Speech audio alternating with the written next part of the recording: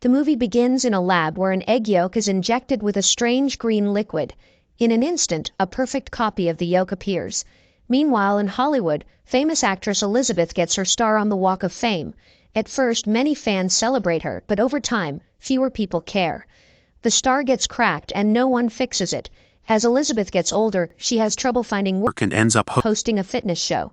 One day, Elizabeth tries to use the women's bathroom, but it's out of order, so she uses the men's. While in a stall, the TV network's president Harvey comes in to use the bathroom, still talking on the phone. He complains about Elizabeth getting older and how they need someone younger for the show. After he leaves, Elizabeth looks at herself in the mirror, thinking about what she just heard. At lunch, Harvey fires Elizabeth but doesn't say much, acting tough only when no one is around. On her way home, Elizabeth sees her billboard being taken down, and then her car is hit in a bad crash.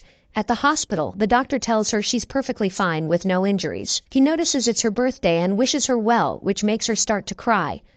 Later, the nurse tells her she needs one more test. After checking her spine, the nurse says she's a perfect candidate for something, then gives her a jacket to leave. Outside, Elizabeth finds a small package in her jacket pocket. Inside, there's a flash drive with a note that says, "The substance," along with a phone number and the message, "It changed my life." Fred, a man who used to know her, approaches her and gives her his number.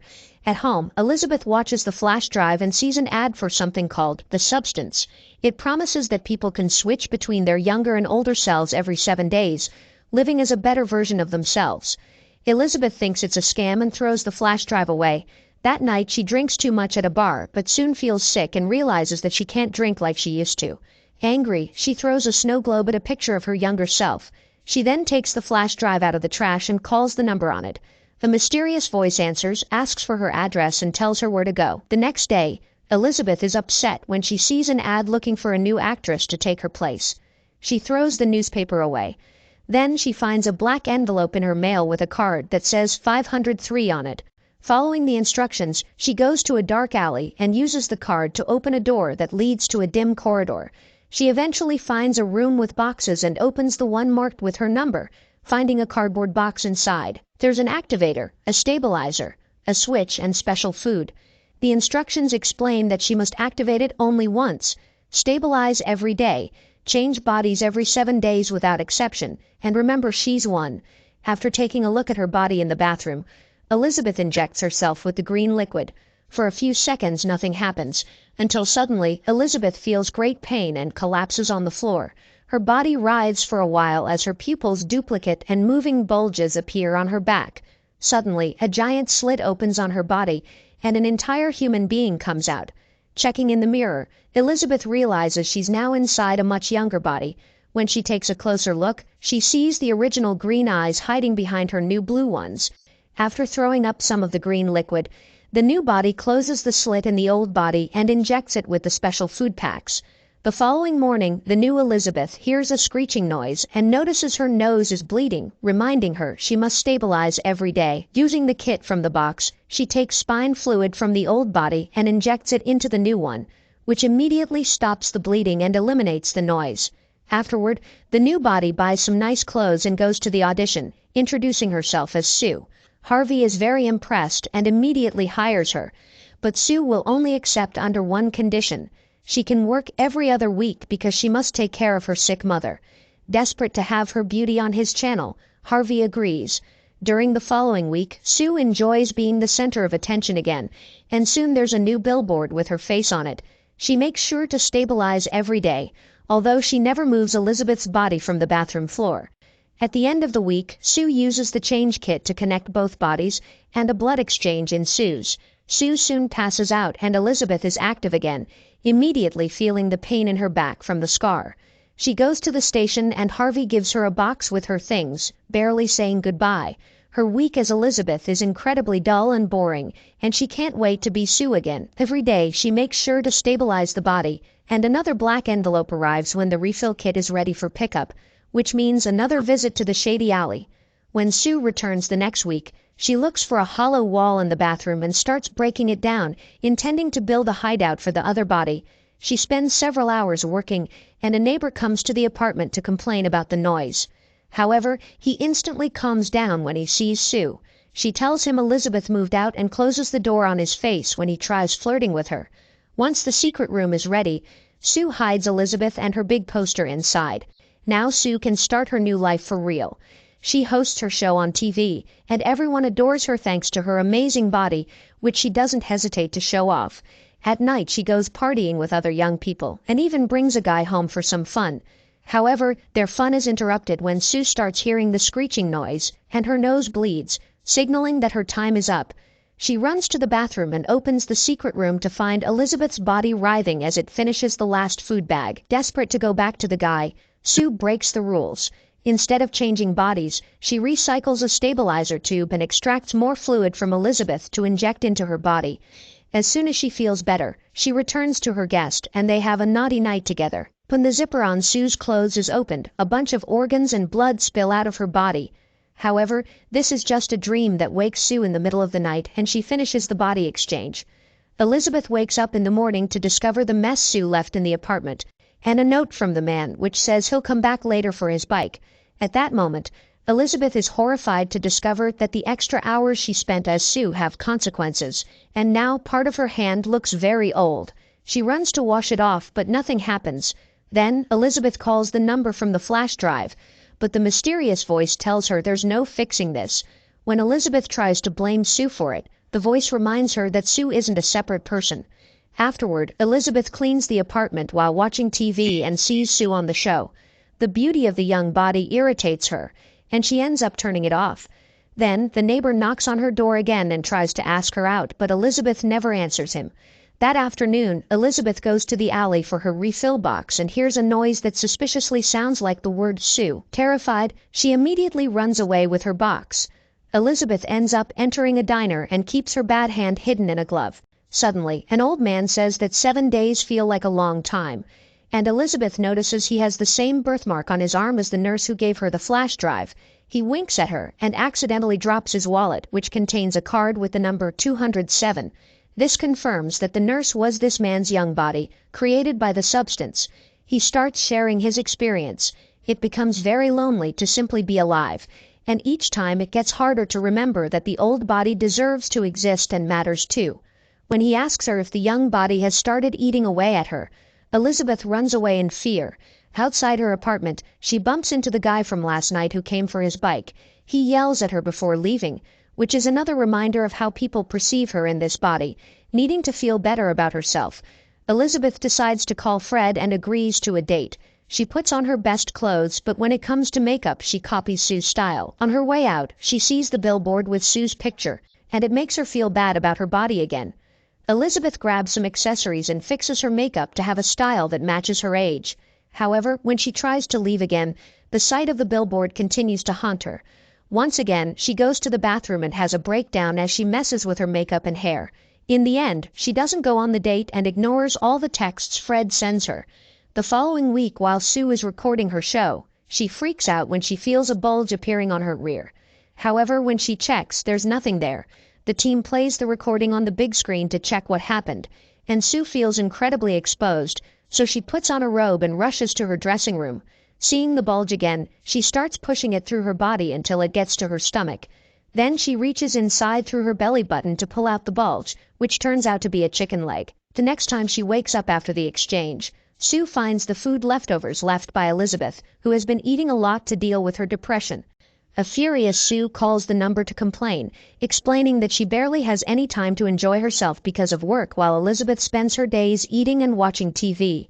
The voice's only answer is to remind her that there's no she and you. When she goes to work, Sue is shocked to discover that the taping for her show has been canceled, and she gets very nervous when she's called to Harvey's office. However, he has good news. She's become so popular that they want her to host a New Year's Eve special.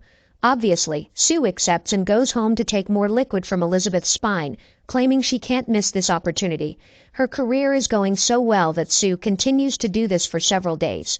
When Elizabeth finally comes back, she screams when she sees her body. It's very old and decrepit, and her legs can barely move. Elizabeth calls the number to complain about Sue again, and the voice offers to cancel the experience, which would mean Sue wouldn't come back, remembering her new successful career. Elizabeth turns the offer down and keeps scolding herself for forgetting they're the same person. On the last night, Elizabeth tries to get up from her chair, but her leg won't cooperate, so she has to move it manually, which causes her a lot of pain. She grabs a recipe book and starts cooking great amounts of food while listening to Sue being interviewed on TV. Sue mocks the old show and Elizabeth, who furiously begins throwing food at the screen. She feels like the billboard is mocking her too. So she throws eggs at the window and covers it with newspaper. Before making the change, Elizabeth yells at herself in the mirror, trying to remind Sue to control herself. When Sue wakes up, she finds the apartment in a disgusting state and starts insulting Elizabeth. Hungry for revenge, she takes several needles of spine fluid to avoid changing again. 3 months later, Sue is still in control, and there are ads for her New Year's Eve show on TV and the billboard. One night, Sue brings another man to the apartment but asks him to wait while she goes to the bathroom. The hidden room is filled with trash, yet Sue continues to extract fluid from Elizabeth without cleaning up. The injection wound is now infected and the liquid comes out looking dark and almost necrotic. Starting to feel dizzy, Sue calls the number and explains there's no more stabilizer fluid. The voice informs her that she's drained it all out. The fluid needs time to regenerate, and for that, Sue needs to switch bodies. She freaks out and refuses because her big show is the next day. However, her nose starts bleeding and she collapses. Struggling with the pain, Sue has no choice but to crawl back to the bathroom and finally make the switch. In the bedroom, the man hears a noise and comes to the bathroom to investigate, but Elizabeth locks the door before he can see her. Ignoring his questions, she looks in the mirror and is horrified to discover an abomination. Furious, she yells at the guy to make him leave. Afterward, she comes out of the bathroom, and it's so hard to walk in this body that she keeps falling. Once she reaches the living room, she calls the number and chooses to cancel the experience. Then she brings her old poster out of the secret room. The next morning, a black envelope arrives, saying the last delivery is in the box. Elizabeth covers her body with as many clothes as possible, and on her way out, she yells at the neighbor, who immediately hides in fear. She runs to the alley to get the box and brings it home to open it, finding a single syringe with black liquid. Suddenly, she hears a voice telling her there's no going back, but she ignores it and injects the dark fluid into Sue's body. However, she also remembers that tonight is the big show and stops herself before emptying the syringe. Then Elizabeth gives Sue CPR, causing her nose to bleed. Seeing it as a sign, Elizabeth gets the change kit and gives Sue some of her blood, which wakes her up. Strangely, Elizabeth doesn't go to sleep. The women stare at each other in shock until Sue sees the termination syringe on the ground. She immediately freaks out and chases after Elizabeth, kicking her into her large poster before pushing her against the broken glass in an attempt to choke her. Elizabeth manages to grab a vase and breaks it over Sue's head before running toward the bathroom. Sue tries to follow her, and when Elizabeth locks the door, she repeatedly kicks it to try to open it again. Sue kicks Elizabeth once more and forces her to look at them in the mirror before she starts smashing her head against it. After multiple hits, Sue drops the body, and Elizabeth crawls away, only for Sue to send her flying with another kick. This time, the kicking continues for several minutes, until Elizabeth is finally dead. Covered in blood, Sue realizes what she's done and breaks down in tears. But this doesn't stop her from remembering her show. That night, Sue goes to the TV station, and while sitting in the makeup chair, she starts coughing and hearing the screeching sound. She runs to the bathroom to spit in the sink, and a tooth falls from her mouth. To test the state of her body, Sue pulls out 2 more teeth, and they easily come out as well, leaving her spitting blood. After washing up, she meets with Harvey and the shareholders, offering a closed-mouth smile. Then she gets in the elevator and presses a button, only to discover her nails are coming off as well. At that moment, one of her ears lands right on her lap, but she has to play it cool because a man enters the elevator too. Sue covers the hole in her head with her hand until the man is gone. Afterward, Sue leaves through the back door and runs back to her apartment, where she searches for the activator that was supposed to be used only once.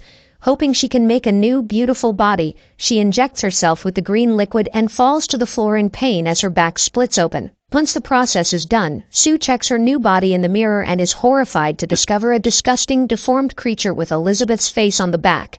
This creature is Monster Elisasu, and after throwing up the green liquid, she puts on the show dress and jewelry. She also curls the few hair strands she has. Since this doesn't help much, she decides to destroy the old poster to make a mask, which she glues to her face and applies lipstick. Then she goes to the TV station and is delighted to find everyone welcoming her with praising words, but this turns out to be her imagination. Since the lights are off on the main stage, Elisasu manages to get on it without being seen. The show begins, and the lights come on. Elisasu tries to speak into the microphone, but all that comes out is a strange mumble from her distorted mouth. Suddenly, her mask falls off, and she starts vomiting body parts. The audience is horrified, reacting in disgust. At first, there's shock and silence, but then a woman screams, and a man calls her a monster. The rest of the crowd quickly follows suit, panicking and shouting. The group of men surrounds her, pushing her around and calling her names like monster and freak. Elisasu falls to the floor crying and tries to speak, but she's unable to make any sound. She's trapped, helpless, and in pain as the audience continues to mock and torment her. When she stands up, a man hits her with a baseball bat and decapitates her. However, her head slowly regenerates. At the same time, her arm falls off, causing a spray of blood that showers the whole crowd for several minutes. The whole room gets covered in blood, and the people can hardly move because they keep slipping and bumping into each other. Finally, Elisasu manages to get out of the building. But as she's running down the street, she falls and gets in thousands of gory pieces. The only part still alive is Elizabeth's face, which crawls out of the pile to reach her star. She happily stands on it and remembers the old days until she melts away. The next morning, a floor scrubber cleans off the blood as if it were just another stain on the street. Thank you for watching. Don't forget to subscribe. See you in the next video.